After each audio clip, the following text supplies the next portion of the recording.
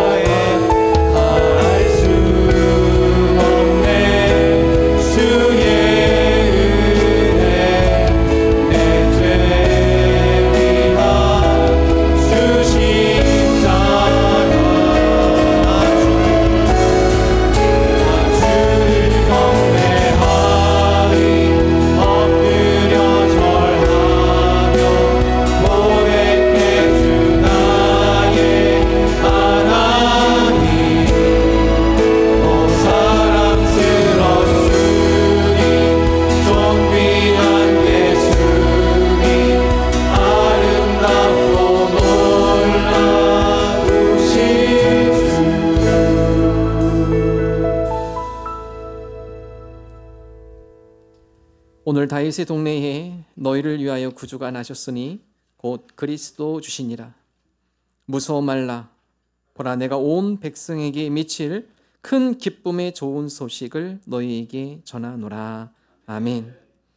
온 인류 가운데 구원의 기쁜 소식으로 오신 주님을 찬양하며 기쁨의 촛불을 켭니다.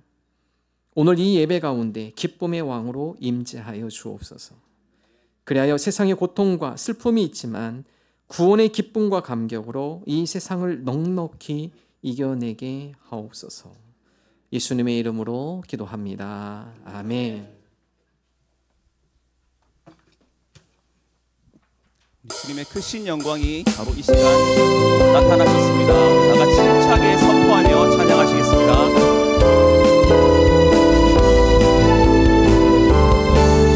주님의 영광, 주님의 영광 나타나셨네. 권능으로 임하셨네.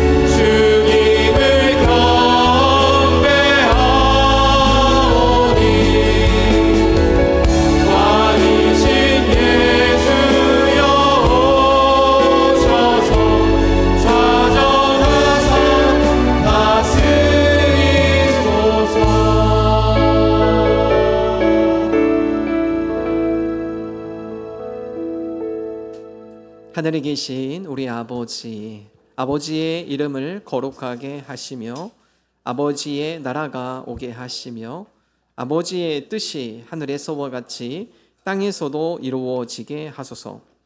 오늘 우리에게 일용할 양식을 주시고 우리가 우리에게 잘못한 사람을 용서하여 준 것 같이 우리 죄를 용서하여 주시고 우리를 시험에 빠지지 않게 하시고 악에서 구하소서. 나라와 권능과 영광이 영원히 아버지의 것입니다. 아멘. 나는 시온의 의가 빛같이 예루살렘의 구원이 횃불같이 나타나도록 시온을 위하여 잠잠하지 아니하며 예루살렘을 위하여 쉬지 아니할 것인즉 이방 나라들이 내 공의를 뭇 왕이 다 내 영광을 볼 것이요 너는 여호와의 입으로 정하실 새 이름으로 일컬음이 될 것이며 너는 또 여호와의 손에 아름다운 관 내 하나님의 손의 왕관이 될 것이라. 원하건대 주는 하늘을 가르고 강림하시고 주 앞에서 산들이 진동하기를 불이 섭을 사르며 불이 물을 끓임 같게 하사 주의 원수들이 주의 이름을 알게 하시며 이방 나라들로 주 앞에서 떨게 하옵소서. 주께서 강림하사 우리가 생각하지 못한 두려운 일을 행하시던 그때 산들이 주 앞에서 진동하여 싸우니 주 외에는 자기를 악망하는 자를 위하여 이런 일을 행한 신을 옛부터 들은 자도 없고 귀로 들은 자도 없고 눈으로 본 자도 없나이다. 아멘. 함께 기도합니다. 하나님, 이 땅 가운데 사랑의 왕으로 오신 주님, 우리 가운데 사랑의 왕으로 임재하여 주옵소서. 미움, 시기, 질투, 사랑의 왕으로 주님께서 우리 가운데 임재하시사 이 모든 것들을 몰아내시고 주님의 사랑으로 채워 주옵소서. 특별히 어려움을 당한 교우들이 있습니다. 건강으로, 가정적으로, 직장 가운데, 또한 사업과 여러 물질 가운데 어려움을 당한 이들 하나님 위로하시고 흔들리지 않고 믿음으로 승리하게 하여 주옵소서. 합심을 함께 기도합니다. 하나님 아버지 감사합니다. 하나님, 이 세상의 사랑의 왕으로 오신 주님을 기쁨으로 우리 마음속에 맞이합니다. 우리 가운데 사랑 왕으로 다스리시고 통치하시고 미움과 시기와 질투가 있는 우리 마음 가운데 주 사랑으로 다스리시고 통치하여 주옵소서. 그래 우리 마음이 사랑으로 흘러넘치게 하시고 사랑으로 우리 마음을 차게 하시고 사랑의 한계를 바라는 주의 자녀들이 될 수 있도록 인도하여 주옵소서. 하나님 아버지, 이 세상 가운데 사랑의 파수꾼으로 쓰임받는 가운데 그리스도의 사랑의 향기가 전해지게 하시고 그리스도의 사랑이 넘치게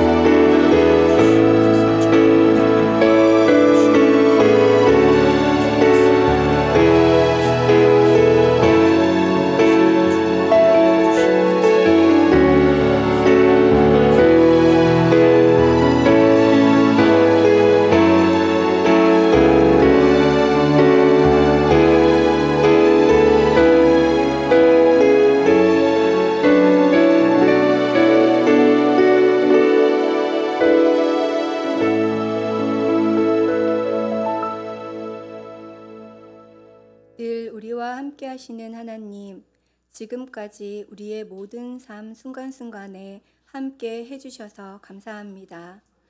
때론 어렵고 지칠 때도 있었는데 늘 함께 해주신다는 믿음 갖게 해주시고 은혜의 말씀으로 일으켜 주셔서 감사드립니다. 부족한 저희들을 주님의 일에 사용하여 주심도 감사드립니다. 잘해보겠다고 했던 것이 오히려 이를 그르치는 경우도 많았는데 마음과 달리 다른 사람에게 상처와 아픔을 준 때도 있었는데 그때마다 오래 참으시고 품어주시는 주님의 크신 사랑에 감사드립니다. 사랑의 하나님, 알면서도 지은 죄가 있습니다. 미워했고 욕심부렸고 화를 냈고 교만했습니다. 회개하면서도 어리석게 또 반복해서 저희 마음대로 살 때가 많았습니다. 그런 저희들을 긍휼히 여겨 용서하여 주시고 그 사랑 안에서 조금씩 예수님을 닮은 모습으로 변화되게 하옵소서. 주님께 잘했다 칭찬받는 저희들이 되게 하여 주옵소서. 말씀과 기도로 세상과 구별된 삶을 살도록 은혜 부어 주옵소서. 소망의 하나님, 성탄절을 맞아 유치부 특송을 비롯해 아동부, 청소년부, 청년부의 성탄 행사를 앞두고 있습니다. 이를 계기로 모든 학생들에게 꿈과 비전을 주시고 무엇보다 주님을 향한 믿음의 열정이 불타오르게 하옵소서. 뒤에서 수고한 교사를 비롯한 돕는 손길들에게 지혜와 능력 주시고 성령의 기름 부어주옵소서. 은혜의 하나님, 건강 때문에 또는 경제적 형편 때문에 어려움과 고통으로 연말을 보내는 이웃들이 있습니다. 그들의 형편과 처지를 아시는 주님, 그들과 함께하여 주시고 저희들이 주님의 사랑을 품고 서로 돕고 나누며 보살피게 하옵소서.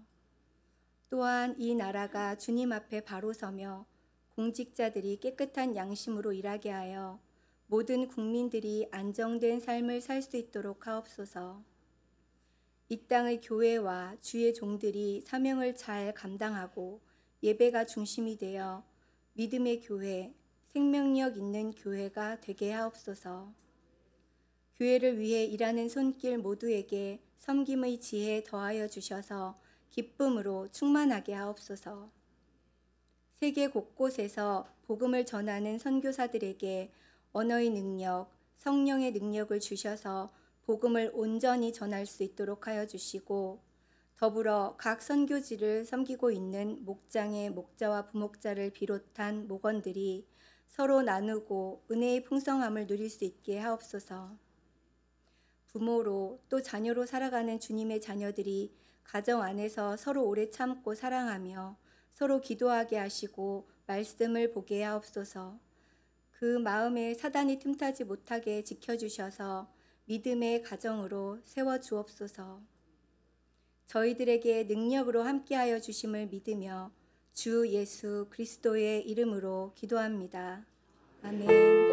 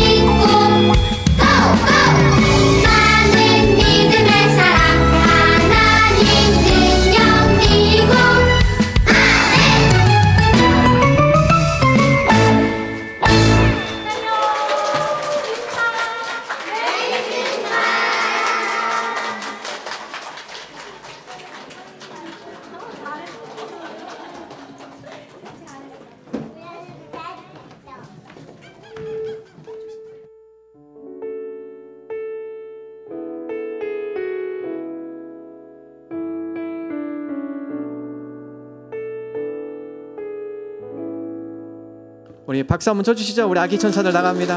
네, 메리 크리스마스. 귀한 은혜의 찬양 감사드립니다. 예. 우리 성도님들 제일 좋아하시는 것 같아요. 다들 얼굴에 한방 웃음꽃이 피셨습니다. 기쁨의 웃음꽃이 피셨습니다. 이제 하나님 말씀 빌립보서 3장 1절에서 12절 말씀 한 절씩 교독하겠습니다.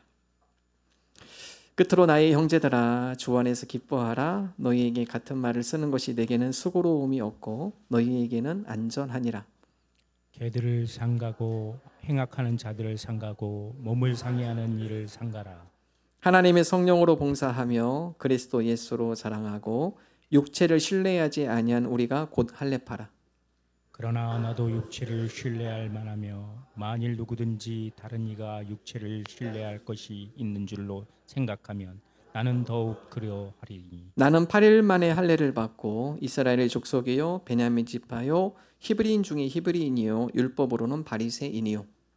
열심으로는 교회를 박해하고 율법으로는 의로는 흠이 없는 자라. 그러나 무엇이든지 내게 유익하던 것을 내가 그리스도를 위하여 다 해로 여길 뿐더러 또한 모든 것을 해로 여김은 내 주 그리스도 예수를 아는 지식이 가장 고상하는 때문이라. 내가 그를 위하여 모든 것을 잃어버리고 배설물로 여김은 그리스도를 얻고 그 안에서 발견되려 함이니 내가 가진 의는 율법에서 난 것이 아니요 오직 그리스도를 믿음으로 말미암은 것이니 곧 믿음으로 하나님께로부터 난 의라.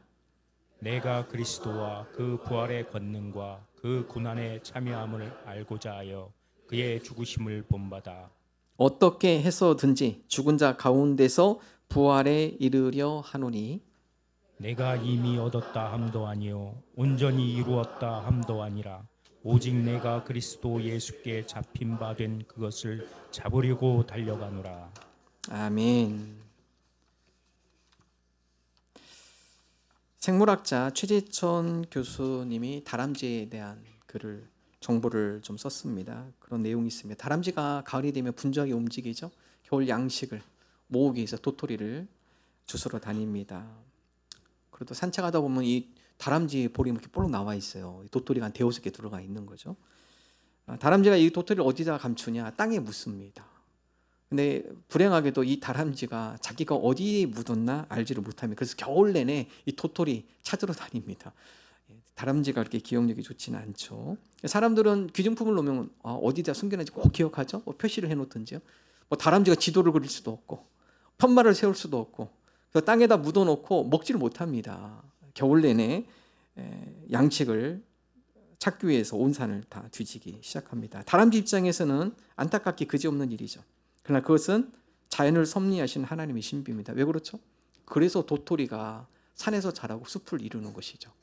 숨겨놨던 그 도토리가 나중에 싹을 비우고 자라가 나무가 되고 그 나무들이 결국 숲을 이루게 되는 것입니다.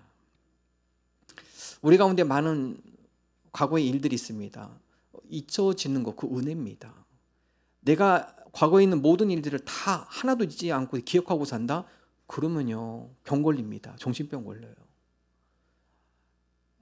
여러 가지 힘든 일, 어려운 일 잊으셔야 합니다. 기쁜 일도 있지만 그것도 잊을 수 있어요. 그러나 놀라운 사실은 그것들이 아름다운 스토리가 되어서 언젠가 우리들에게 성숙과 성장의 과정이 되어진다는 사실입니다. 사도 바울도 오늘 그의 삶의 아름다운 스토리들을 고백합니다. 바울 서신의 많은 부분들은 사도 바울의 신앙의 고백과 더불어서 그의 신앙의 스토리예요. 신앙의 간증입니다. 내가 예수님을 만나고 그리고 예수님을 만난 뒤에 어떻게 변화되었고 내가 예수님의 사람으로서 내가 어떻게 살아가야 하는지 신앙의 교훈들을 편지글을 통해서 여러 교회와 교우들에게 권면을 하고 있는 말씀이 바울 서신, 신약의 3분의 1인 바울 서신의 말씀들입니다. 오늘 특별히 바울 서신 빌립보서 말씀 가운데 특별히 3장 이 말씀을 가지고 세 가지를 함께 나누겠습니다. 첫 번째, 오늘 말씀이면 사도 바울 그의 믿음의 스토리 가운데 주 안에서 기뻐하라 권면하고 있죠. 빌립보서 3장 1절 전반절 함께 한 목소리로 읽겠습니다. 끝으로 나의 형제들아 주 안에서 기뻐하라. 여러분 빌립보서는요 기쁨의 서신이에요. 그래서 기쁨이라는 단어가 참 많이 나오거든요. 계속 반복하는데 빌립보서 4장 4절 볼까요? 똑같은 말씀이에요. 반복입니다. 함께 읽습니다. 주 안에서 항상 기뻐하라. 내가 다시 말하노니 기뻐하라. 여러분 이 바울이 빌립보서를 쓰고 있는 상황은요 기뻐할 상황이 아닙니다. 이 편지를 어디서 썼냐? 감옥에서 썼어요. 그래서 우리는 옥중 서신이라고 하는데 사도 바울이 감옥에 있으면서 편지를 쓰면서 빌립보 교우들이 권면합니다. 기뻐하라고 권면합니다. 사도 바울은 정작 기뻐할 수 없는 상황이에요.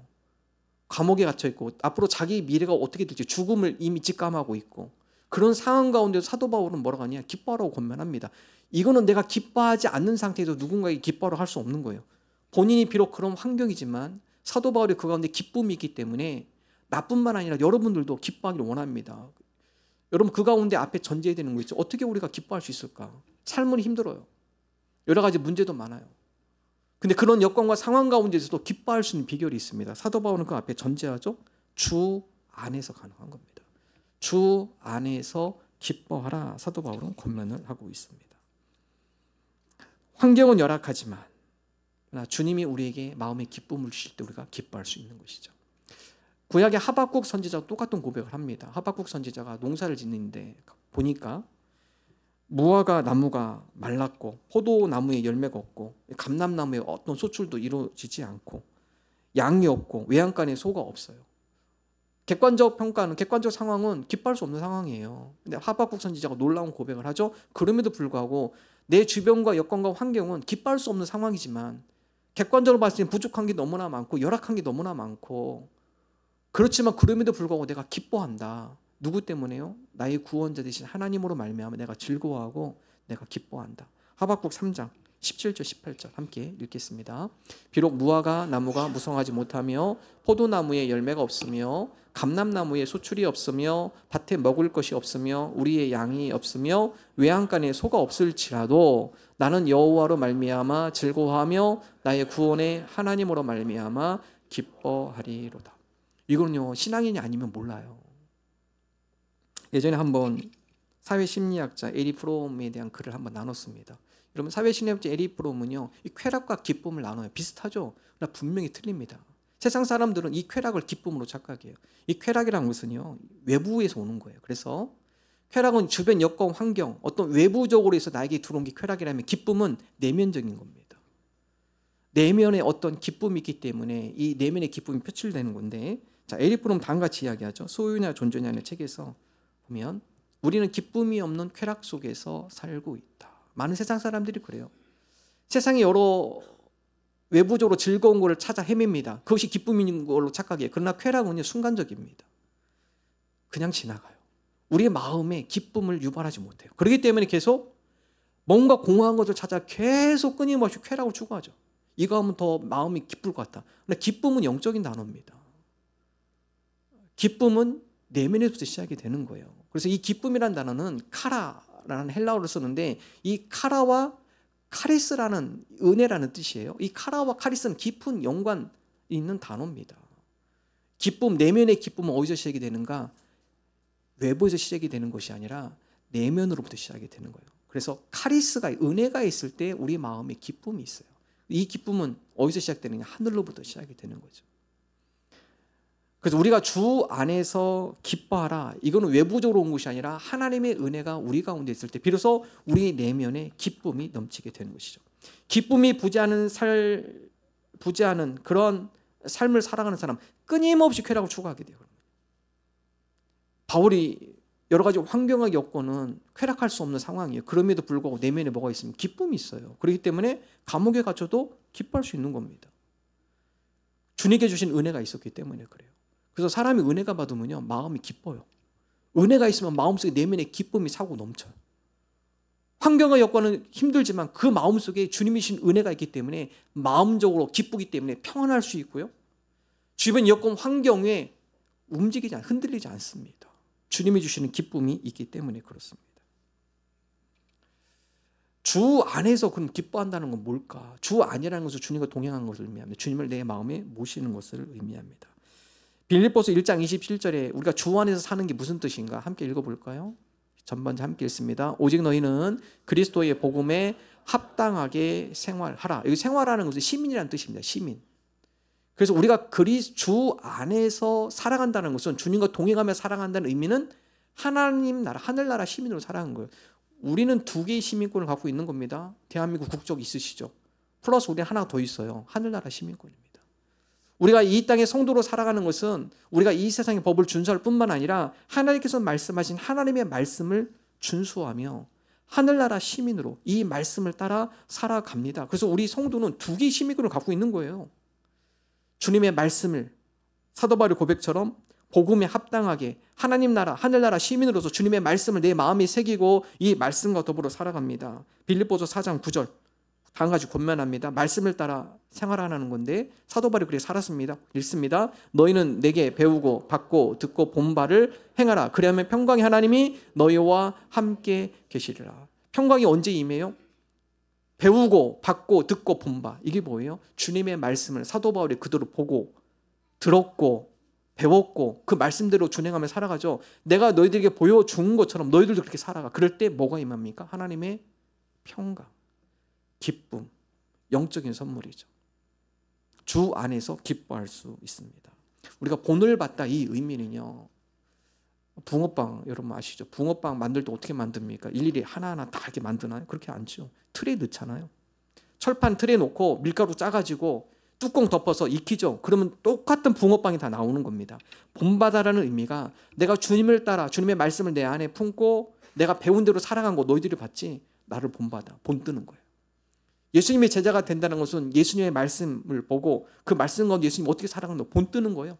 똑같이 살아가는 겁니다. 그래서 주 안에 거한다는 것은 주님의 말씀이 내 안에 거하는 겁니다. 예수님도 똑같이 말씀하시죠. 요한복음 15장 7절 함께 한 목소리 있습니다. 너희가 내 안에 거하고 내 말이 너희 안에 거하면 무엇이든지 원하는 대로 구하라. 그리하면 이루리라. 예수님께도 우리에게 말씀하십니다. 내 말이 너희 안에 거해야 한다.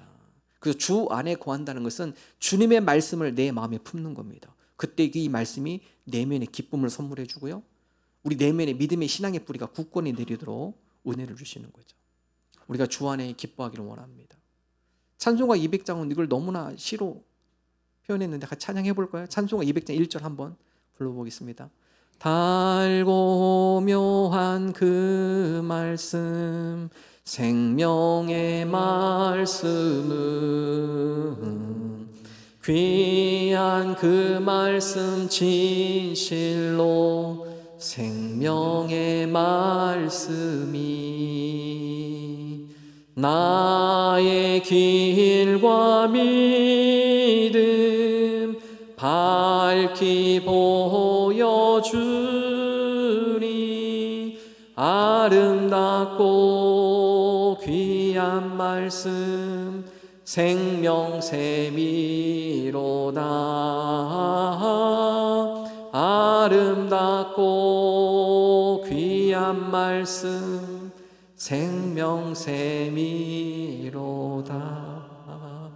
여러분 말씀이 얼마나 달고 오묘하면 달고 오묘한 그 말씀은 우리에게 생명의 말씀, 나의 길과 믿음을 밝게 보여주고 나에게 생명샘이 됩니다. 주님의 말씀이 우리 가운데 거하는 것이 주 안에 거하는 것이고 주 안에 거할 때 하나님께서 부어주시는 은혜의 기쁨을 맛볼 줄로 믿습니다. 주님, 우리가 주님의 말씀을 내 안에 품습니다. 세상의 쾌락이 아니라 하늘에서 부어주시는 그 은혜로 말미암아 우리 내면이 기쁨으로 채워지는 주의 백성들이 되게 하여 주옵소서. 두 번째, 사도 바울은 하나님의 성령으로 봉사하라 말씀하죠. 빌립보서 3장 3절 함께 읽겠습니다. 하나님의 성령으로 봉사하며 그리스도 예수로 자랑하고 육체를 신뢰하지 아니한 우리가 곧 할례 바라. 사도 바울은 그의 모든 사역이에요. 그의 힘으로 하지 않았어요. 봉사하는 것도 뭘로 해야 하느냐? 하나님의 성령, 성령의 도우심과 성령의 능력으로 봉사해야 합니다. 내 힘으로 봉사 오래 못합니다. 내 힘으로 봉사하다 보면 하나님의 의, 예수 그리스도의 영광이 드러나는 것이 아니라 자꾸 내 의가 드러나요.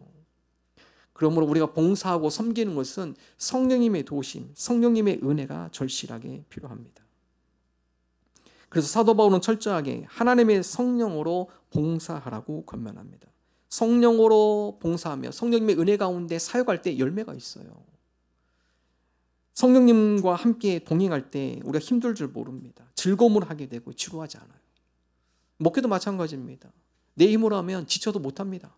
힘들 때마다 성령님께서 힘 주시고 능력 주시고 그 가운데 은혜 주시기 때문에 다시 회복이 되는 거예요. 회복이 됩니다.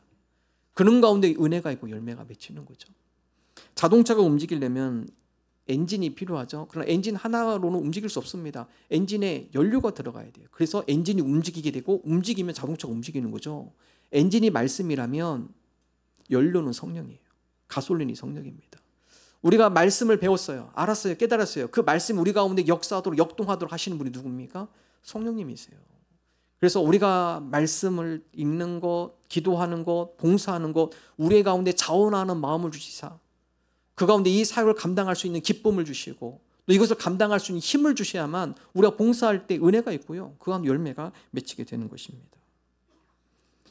섬김도 마찬가지죠. 성령의 감화 감동, 인도하심이 있을 때 섬김이 기쁨이 되고요. 지속적으로 할 수 있고 섬김을 통해 예수님이 영광 받으시고 그 가운데 열매를 맛볼 수 있습니다. 우리나라 사람들이 태어나서 가장 많이 듣는 말, 뭐 사랑해. 얼마나 좋겠어요. 그러면요. 예. 제일 많이 듣는 말이 여러분 아시잖아요. 공부하라.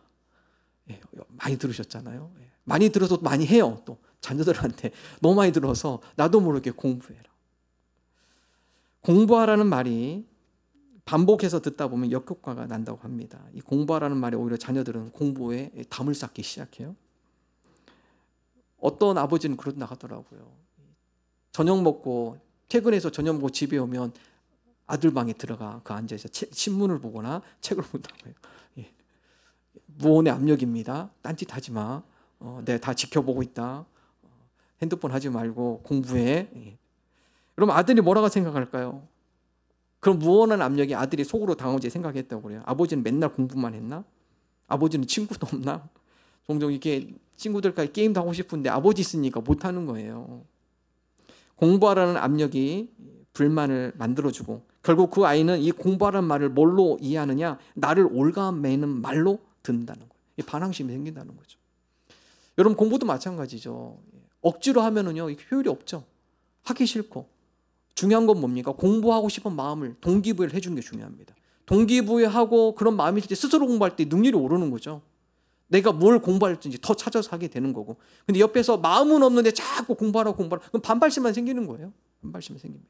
봉사와 사역도 마찬가지. 우리 마음 가운데 자원하는 심령을 주님께서 주셔요. 성령님 우리 마음 가운데 주의 일에 섬김에 우리 마음 가운데 먼저 자원하는 심령, 자원하는 마음을 주옵소서. 그래서 다윗은 당가지고 고백하죠. 성령님을 내게 거두지 마시옵소서. 왜냐하면 성령님이 내게 충만하게 임할 때 내가 구원의 기쁨, 회복이 있고 내 마음에 자원하는 심령이 계속 유지되기 때문에 그렇습니다.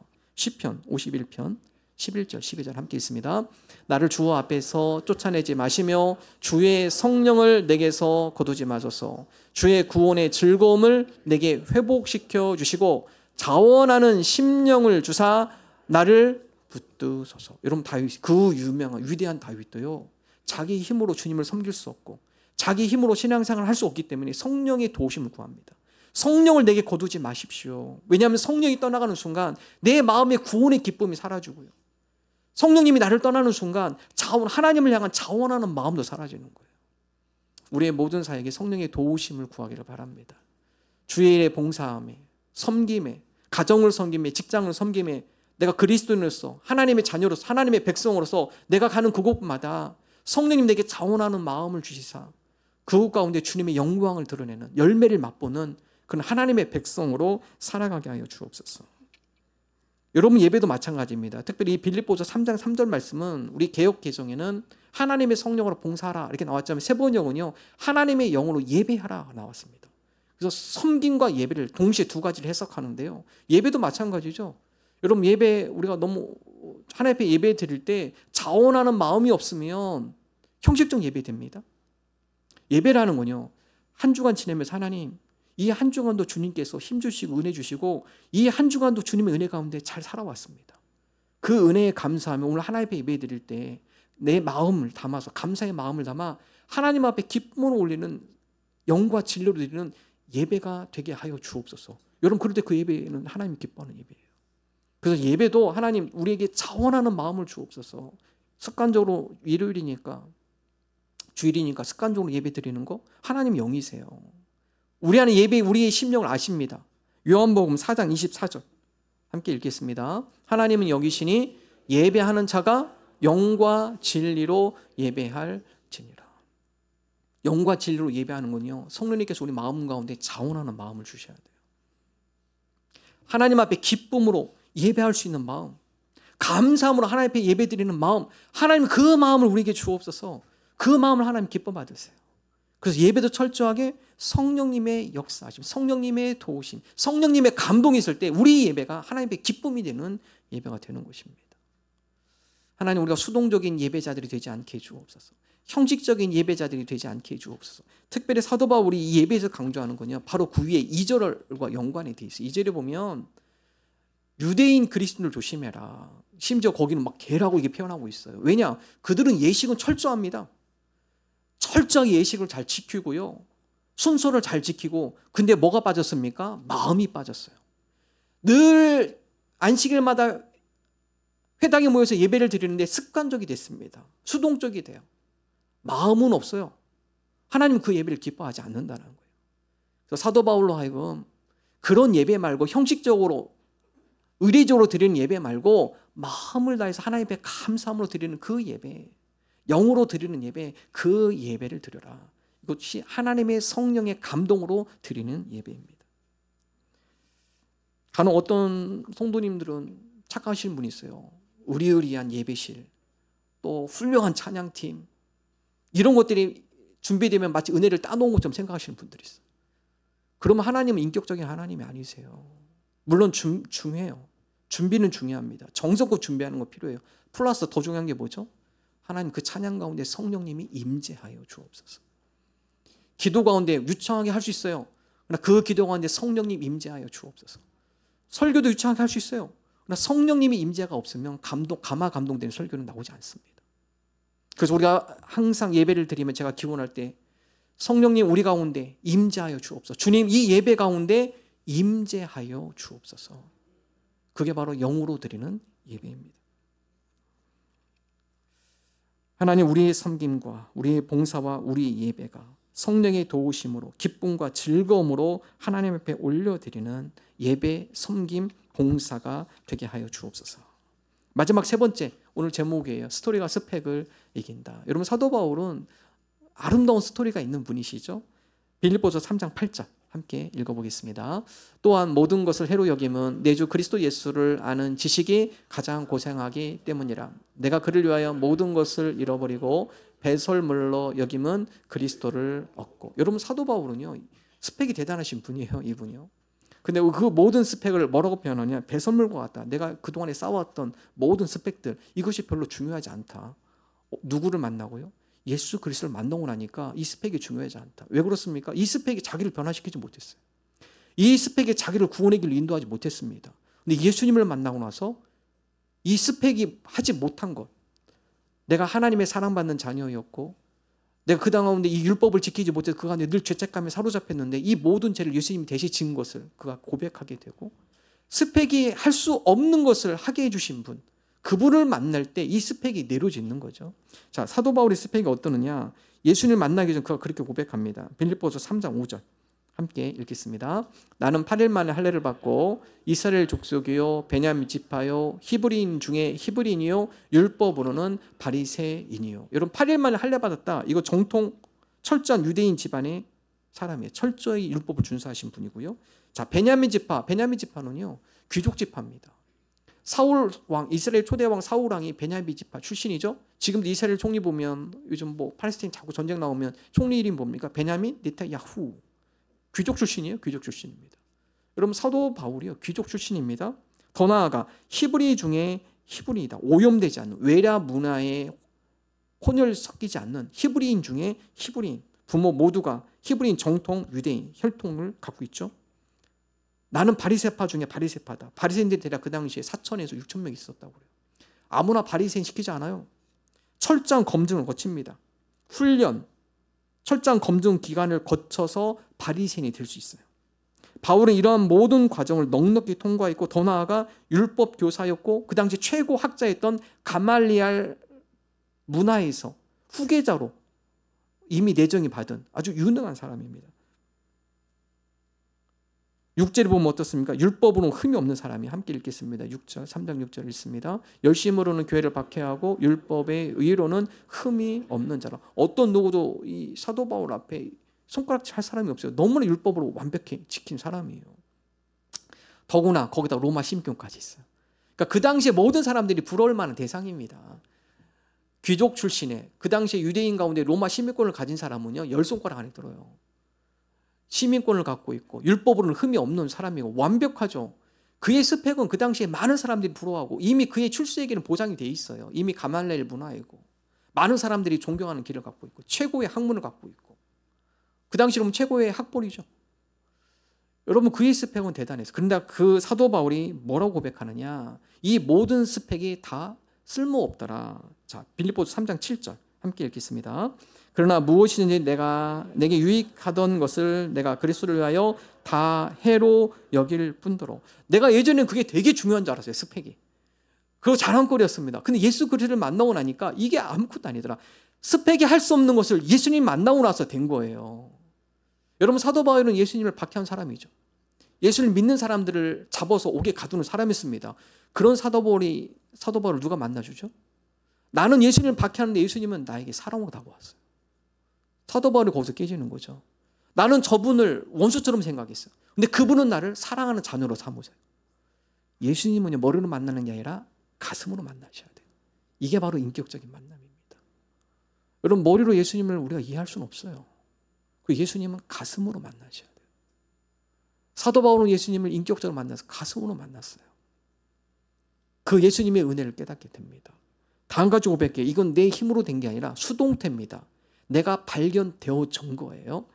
3장 9절 빌립보서 3장 9절 함께 읽겠습니다. 그 안에서 발견되려 함이니 내가 가진 의는 율법에서 난 것이 아니요 오직 그리스도를 믿음으로 말미암은 것이니 곧 믿음으로 하나님께로부터 난 의라. 여러분 사도 바울이 예수님 만나려고 막 따라갔나요? 아니에요. 예수님 만나 주셨어요. 주셨습니다. 수동태예요. 수동태입니다. 내가 예수님 안에 내가 하나님의 의가 발견이 되었다예요. 성령님의 도우심 필요한 겁니다. 그래서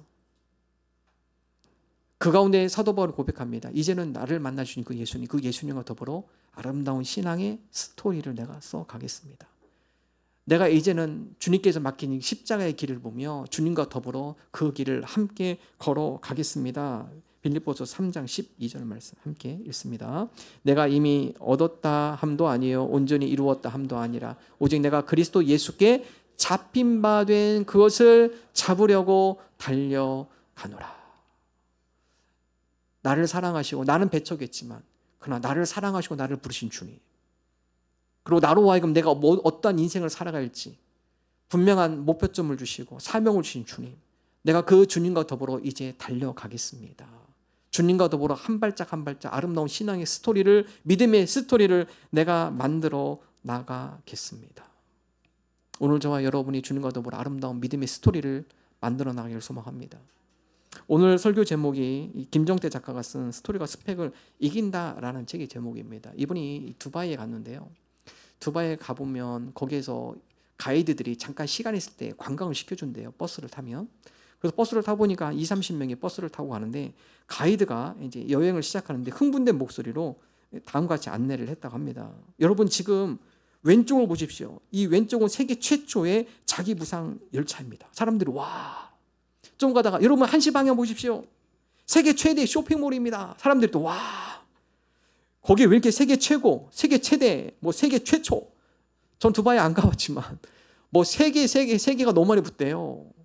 한 20분 하니까 맨 처음에 사람들이 그 조그만 창문으로 그거 뭔지 보려고 세계라니까 뭐 최대, 최초라고 하니까 다들 보려고 기웃거리다가 한 20-30분 지나니까 이거 세계 최대입니다. 별로 관심이 없더래요. 하도 남발하니까 아 그렇구나. 여러분 세계 최대, 뭐 세계 최고, 여러분 이거는 또 다른 거 나오면 사라지는 거죠. 사라지는 겁니다. 이분이 한국에 왔다가 몇 개월 뒤에 필리핀 마닐라를 갔어요. 마닐라 호텔을 숙박을 했는데 그 호텔 방 안에 테이블에 책갈피가 하나 있더래요. 근데 책갈피를 보니까 뭐라고 써 있느냐, 만약 마닐라 호텔과 같다면 그것은 좋은 이야기입니다.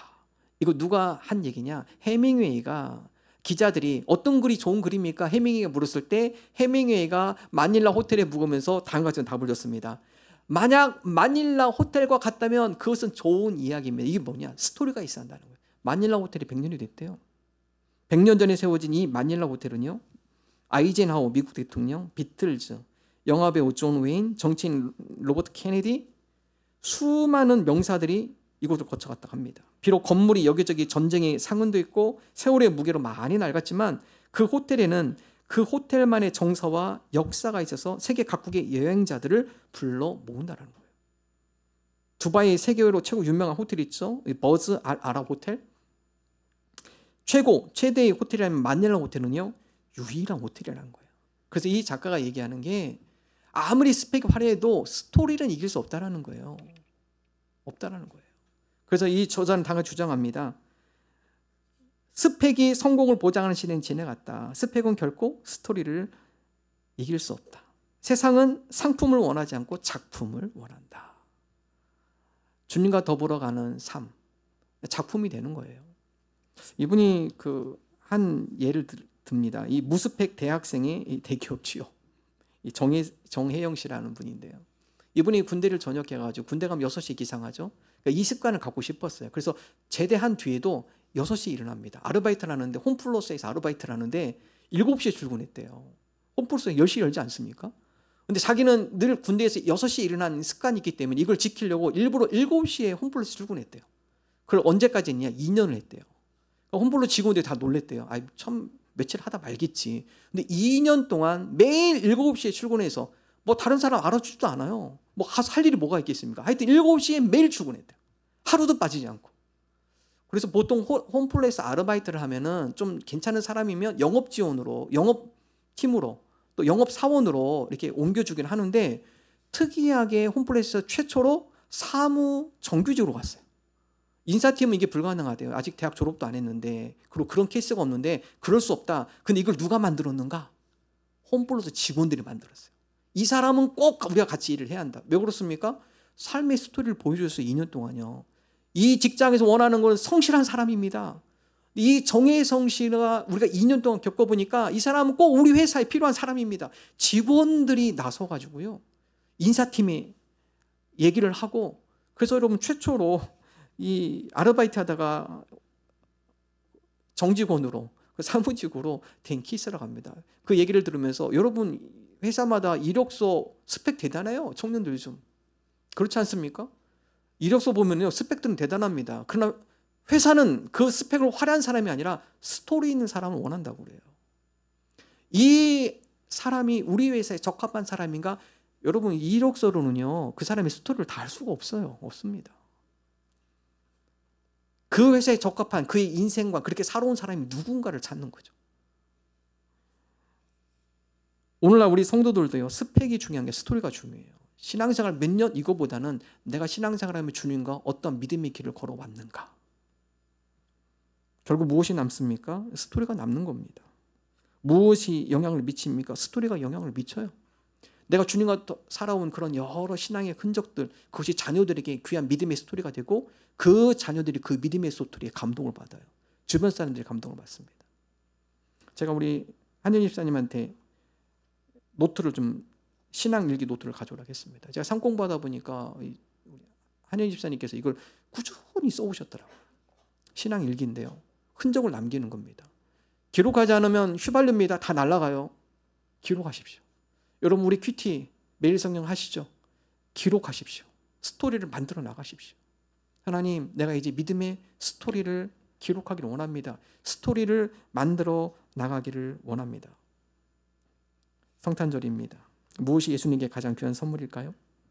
주님과 함께 하겠다라는 결단의 약속, 주님과 함께 아름다운 신앙의 스토리를 만들어 가겠다라는 약속, 이게 가장 주님 앞에 귀한 선물이 될 것입니다. 바울이 예수님과 더불어 아름다운 신앙의 스토리를 만들어 나가듯 우리도 주님 안에서 아름다운 믿음의 스토리를 만들어 나가는 저와 여러분 되시기를 주님의 이름으로 축원합니다. 우리 함께 찬양하겠습니다.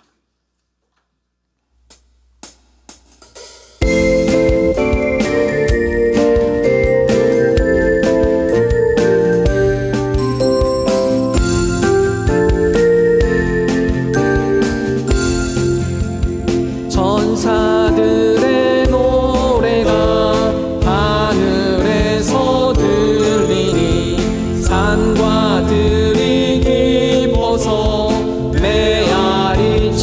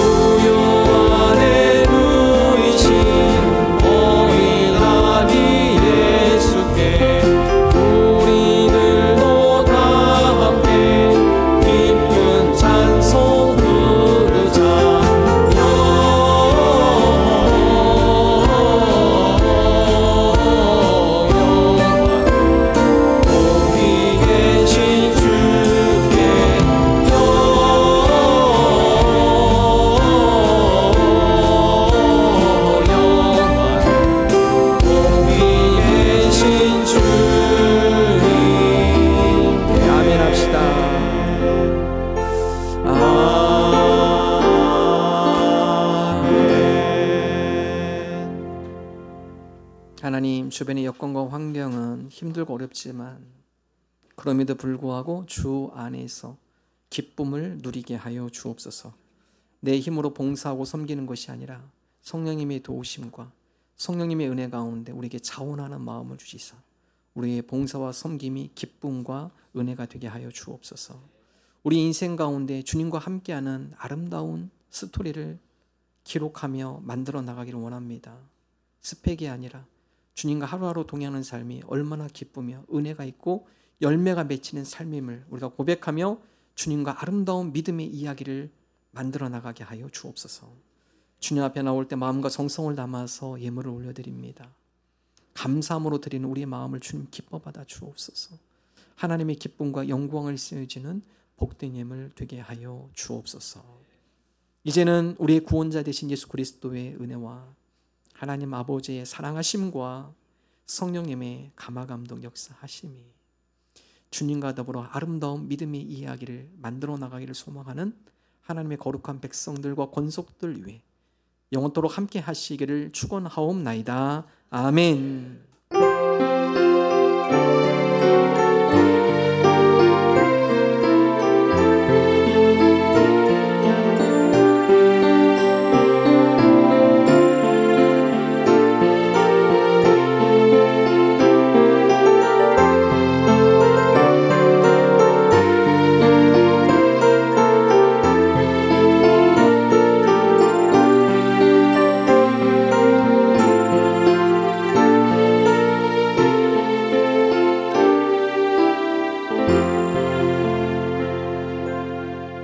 감사합니다. 우리 앞뒤 좌우 인사 나눕니다. 반갑습니다. 반갑습니다. 주일 예배 오신 모든 분들을 주님의 이름으로 환영합니다.